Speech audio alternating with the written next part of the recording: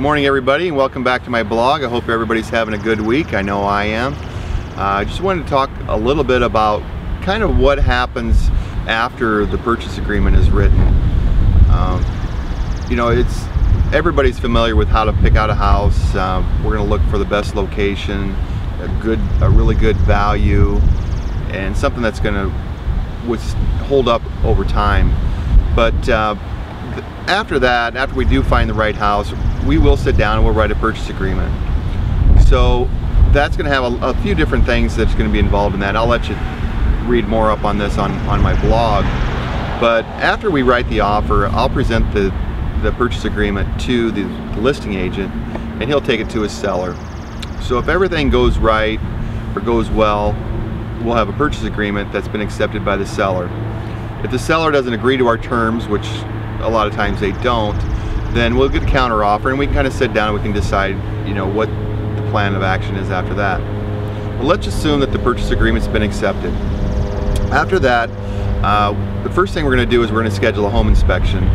I will help you with the selection, or I'll give you a few different names of home inspectors that I've used in the past, and we'll schedule that home inspection pretty quickly. So that'll be done in the first week.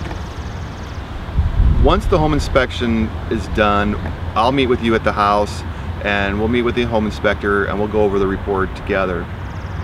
If there's anything on the home inspection that was found, assuming it's a marginal problem, we will discuss what we want the seller to fix, and then we'll present that in writing to them.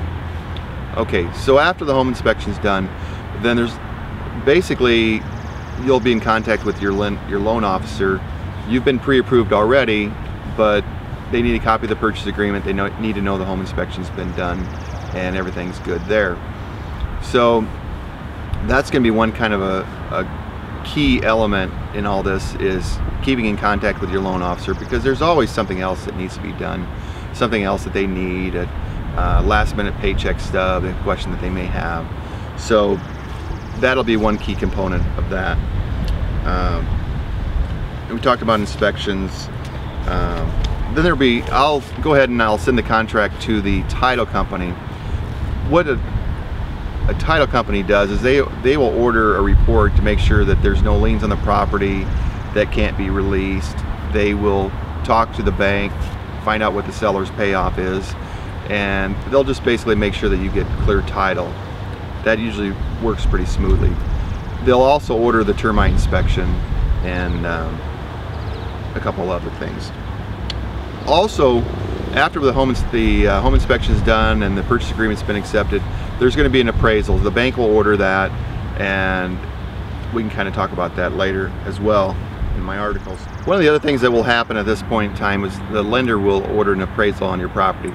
Of course, we want to make sure that your home appraises for the value that you paid for it, or maybe it'll appraise for a little bit above.